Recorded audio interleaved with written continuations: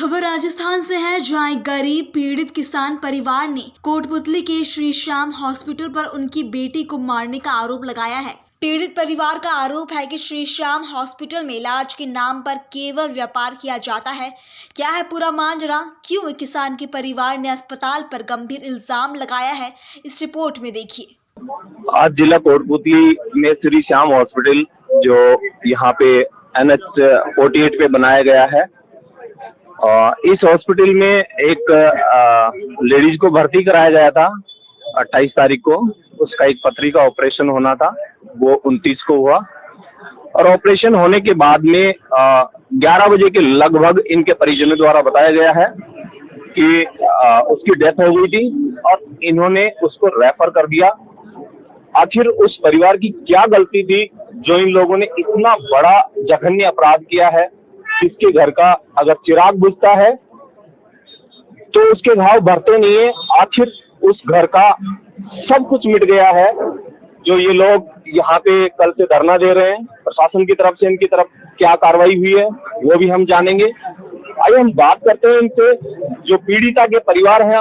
आखिर ये घटना कैसे घटित हुई उसके बारे में जानते हैं हम। आखिर ये घटना हुई कैसे, आप बताएंगे? ये घटना मेरी वाइफ के, जो सरिता जिसका नाम है, उसका पित्त की थैली में वो स्टोन था। उसका ऑपरेशन के लिए मैंने श्री श्याम हॉस्पिटल में एडमिट करवाया था 28 तारीख को। उसके बाद में 29 तारीख को 4 बजे उसका ऑपरेशन ओटी में लेके गए उनको। उसके बाद काफी 3-4 घंटे तक जब उनका ऑपरेशन मैं देख पा रहा था कि वो मेरे से बातें नहीं करवा रहे थे। मैं बोल रहा था बार बार कि क्या हुआ मेरी वाइफ का ऑपरेशन के लिए, क्या हुआ। उससे पहले जो मेरी वाइफ से पहले जिसका ऑपरेशन हुआ था, बाद में जिसका ऑपरेशन हुआ था, वो लोग पहले आ चुके थे। इसलिए मैं काफी डर गया था। मैं बार बार डॉक्टरों को बोल रहा था कि मेरी वाइफ का क्या है, उसका ऑपरेशन का क्या है। डॉक्टर कुछ जवाब नहीं दे पा रहे थे। उसके बाद में मैं जबरदस्ती अंदर घुसने के बाद में मैंने देखा कि मेरी वाइफ वेंटिलेटर पे, मॉनिटर पे सुलाई हुई थी और उनपे ऑक्सीजन लगा हुआ था। मैंने डॉक्टर से पूछा कि क्या दिक्कत है इनके। उन्होंने बोला कि ऑपरेशन के बाद इनको सांस लेने की समस्या हो रही है। मैंने बोला कि मैंने तो सारे डॉक्यूमेंट जो आपने जांच बताई वो सारी मैंने करवा के दी थी, फिर भी ये क्या दिक्कत है। तो वो बता रहे थे कि इनके हार्ट की प्रॉब्लम है। ऐसे करके वो मेरे को गुमराह करते गए और ऐसे करते करते 12 बज गए। लास्ट में मेरी वाइफ की डेथ हो गई यही 12 बजे, इनकी लापरवाही के कारण।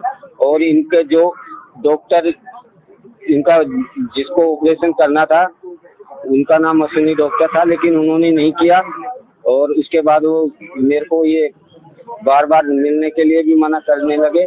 जब बाद में उनकी डेथ हो गई थी, उसके बाद में इन्होंने बोला कि आप अपनी वाइफ को या निजी अस्पताल या जयपुर या बहरोल कहीं भी आप ले जा सकते हो। उसके बाद में मैं गया। उसके बाद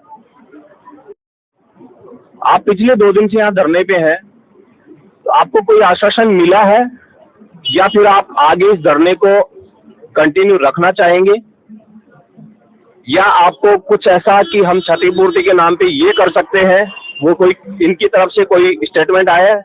नहीं, ऐसा कोई नहीं आया, ना कोई स्टेटमेंट आया, ना कुछ और, ना मेरे को कोई आश्वासन मिला है इनकी तरफ से, ना कोई मुआवजा मिला है मेरे को। आगे आप इसको धरने को रखना चाहेंगे, स्थगित किया आप? नहीं, मैं बिल्कुल टूट चुका हूँ, क्योंकि मेरे पीछे फैमिली के मेंबर इसलिए काफी हॉस्पिटल में अभी एडमिट है, 2 फैमिली मेंबर, तो मैं अब नहीं कर पाऊंगा इसको। हमारे साथ हैं ये सामाजिक कार्यकर्ता हैं दीपचंद आर्य। ये लगभग किसी भी पीड़ित आदमी के साथ में इनका होना, और रात के यहाँ पे लगभग 8:30 बजे है, अभी भी ये रोड पे यहाँ पे है। यानी कि ये जिम्मेदारी समझते हैं कि इन्होंने कोटपुतली में जन्म लिया है, ये माइग्रेंट नहीं है, ये विस्थापित नहीं है, इन्होंने कोटपुतली पे कब्जा नहीं किया है, और ये चाहते हैं कि यहाँ के किसी नागरिक के साथ में अगर होता है तो ये उसको अपना परिवार समझते हैं। आइए हम जानते हैं इनसे कि आखिरकार ये घटनाएं रुकेंगी, कब तक रुकेंगी, इस सब का क्या होगा, बताइए आप। सर, सबसे पहले तो आपको बहुत धन्यवाद है, जो आमजन की आवाज उठाने में आपका चैनल, आपके चैनल से जो भी देखते हैं उनको सबको धन्यवाद है। और प्रथम कल हमें जानकारी मिली कि भाई इस तरह की श्याम हॉस्पिटल में डॉक्टर के द्वारा एक नॉर्मल पथरी का ऑपरेशन था और पीड़ित परिवार को भर्ती कराने के बाद में उसको परिवार को बताया नहीं गया कि भाई आपके पत्नी की सरिता देवी की कोई हत्या हो गई है। जानबूझ को उसको अपना पीछा छुड़ाने के लिए रेफर कर देना, एम्बुलेंस पुलिस चला के लाना और मुर्दा घर में एडमिट डालना, ये बड़ा खेद का विषय है, बहुत दुखी है। दीपचंद जी, आप हमें बताएं, इसको एक नॉर्मल हत्या समझते हैं, डॉक्टर की लापरवाही समझते हैं, या की गई एक हत्या का एक प्लानिंग है, क्या कहेंगे? सर, ये बहुत ही प्लानिंग के साथ में है, क्योंकि गवर्नमेंट सरकार, राजस्थान सरकार की द्वारा इनको भामाशाह के द्वारा पैसा मिलता है और भामाशाह को प्रत्येक भामाशाह परिवार का भामाशाह खाली कर देते हैं। ये जांच का विषय है। श्याम हॉस्पिटल का 1 साल का 18 करोड़ रुपए का बचत है इनकी। सर, आपने एक बड़ा आरोप लगाया है कि इन लोगों ने यहाँ पे जो करोड़ों की जो अर्जित की है, वो हमने भी बताया है। यहाँ पे जितने भी लगभग डॉक्टर हैं वो माइग्रेंट हैं, वो दूसरे शहरों से यहाँ पे आके बसे हैं। इन लोगों का यहाँ होना, लग्जरियस प्रॉपर्टियां इनकी खरीदना, लग्जरियस लाइफ जीना, लाइफ स्टैंडर्ड को अप करना, यानी कि कोटपुतली की जनता तो कहीं ना कहीं भोली वाली है, क्या कहेंगे? मैं सर, जिला कोटपुतली नया बन गया, जिला कलेक्टर माननीय कलेक्टर महोदय से आग्रह करता हूँ, निवेदन करता हूँ कि यहाँ के जितने भी हॉस्पिटल है उनकी जांच करी जाए। एक भी अस्पताल चलाने लायक नहीं है, नहीं यहाँ पार्किंग है, नहीं रोड है, पेशाब करने के लिए भी जगह नहीं है इनके पास, सिर्फ पैसा वसूल करना आम जन से। पूर्व में संतोष नरसिंह हॉस्पिटल में भी इस तरह की घटना हो गई, संजीवनी अस्पताल में भी पूर्व में ऐसी घटना हो गई है और वर्तमान में श्याम हॉस्पिटल में भी इस तरह की घटना हो गई है। मगर इस घटना से, इस कलेक्टर साइमन से और अस्पताल से मुझे ऐसा महसूस हो रहा है कि ये जातिवाद का जहर घोल दिया गया है कोटपुतली जिले में, क्योंकि कलेक्टर साहिबान वो भी महाजन है और श्याम अस्पताल का जो डॉक्टर है, वो निर्देशक है, वो भी बढ़िया जाति का है। और ये जाति की वजह से एक गरीब कमजोर वर्ग के परिवार को परेशानी में डाल दिया। उनके 2 बच्चे हैं, सरिता देवी के छोटे छोटे, जो दूध पीने वाले हैं। कोटपुतली में जो आए दिन ये घटनाएं घटित हो रही हैं, उस सब के लिए यहाँ पे जो माइग्रेंट डॉक्टर हैं, जिन्होंने कोटपुतली को एक हब समझ रखा है, एक व्यापार समझ रखा है, यहाँ पे इन लोगों का चाहना है कि कोटपुतली को कैसे लूटा जाए, किस तरह से लूटा जाए। यहाँ पे सिजेरियन का पूरे राजस्थान में शायद नंबर अव्वल है। एक नॉर्मल डिलीवरी होने के लिए यहाँ पे लोगों को सिजेरियन किया जाता है और सिजेरियन में ये इनका जो चार्ज होता है वो कई हजारों में होता है। नॉर्मल डिलीवरी अगर आप करवाएंगे तो उसका चार्ज समथिंग कुछ सैकड़ों रुपयों में होता है। आखिर कोटपुतली का जिम्मेदार कौन है? जिले का हक है, जिला है कोटपुतली।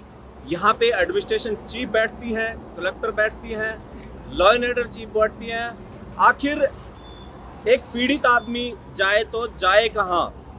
इनके साथ में जो घटना हुई है, इनका परिवार जो उजड़ा है, ये घाव कभी भरने के नहीं है।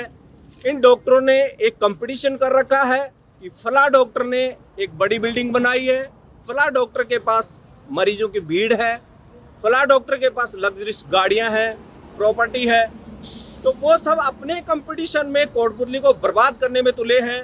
क्या इनका कोई भी ऐसा एक कानून नहीं है जिस सबको यहाँ पे लागू किया जाए? इनको जो मल्टी स्टोरी बिल्डिंगों की जो परमिशन दी गई है, उसमें कहीं ना कहीं नगर परिषद का पूर्णतया हाथ है। और अगर नगर परिषद ने परमिशन नहीं दी है तो इनकी बिल्डिंगों को क्यों नहीं तोड़ा जा रहा है? एक अच्छा हॉस्पिटल होने के लिए वहाँ पे 40 फीट के रोड होने चाहिए, इनके पास में व्यावसायिक परमिशन होनी चाहिए। तो फिर ये चाहते क्या है कि ऐसा किया जाए कि कोटपुतली को लूटना ही एक काम बचा है। प्रशासन के सामने ये सब घटनाएं अगर उनके परिवार के साथ होती हैं, शायद एक दुखदाई काम होगा, या अपर चीफ किसी भी अधिकारी के साथ में घटना होगी तो पूरा प्रशासन और कोटपुतली शोक मनाने के लिए वहाँ पहुँच जाएगा। आज कोटपुतली के एक साधारण परिवार, किसान परिवार की जो हत्या की गई है यहाँ पे, वो यहाँ पे रोडों पे भटक रहा है, उसकी सुनने वाला कोई नहीं है। आखिर ये कब तक? इस सब की जांच का एक विषय होना चाहिए और इसमें जो भी दोषी हैं उन दोषियों को उच्चतम सजा का एक प्रावधान होना चाहिए।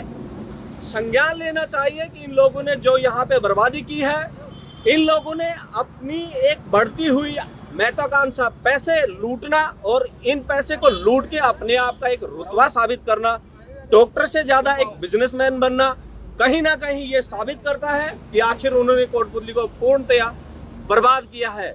मेरे साथी के साथ में धर्मवीर यादव, कोटपुतली।